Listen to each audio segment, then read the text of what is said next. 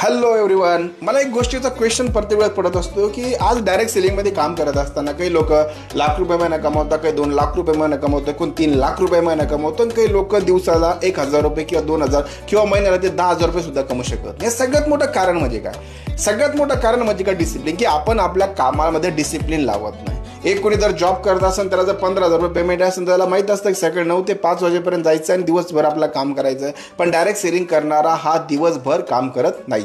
तो कुठेतरी सिनियरवरती डिपेंड असतो. कोणतं सिनियर येणार, माझे प्लॅन करणार, प्लॅन केल्यानंतर तरच माझं काय होणार, मी पुढं काम करणार. ह्या माइंडसेटनं जर तुम्ही काम करत असाल तर डायरेक्ट सेलिंगमध्ये तुम्ही लाखोंना पैसा कधीच कमवू शकत नाही. म्हणून जर तुम्ही आज डायरेक्ट सेलिंगमध्ये काम करत असाल तर इंडिपेंडेंट बनण्याचा प्रयत्न करा. जसं एक जॉब होल्डर पर डे कमीत कमी 8 घंटे काम करतो, तसं एका नेटवर्क करणं, एका डायरेक्ट सेलरना कमीत कमी दिवसातले 12 घंटे काम केलं. मित्रांनो, जीवनातले सर्व स्वप्न पूर्ण होतात, पण ते स्वप्न पूर्ण करण्यासाठी दिवस रात्र मेहनत करण्याची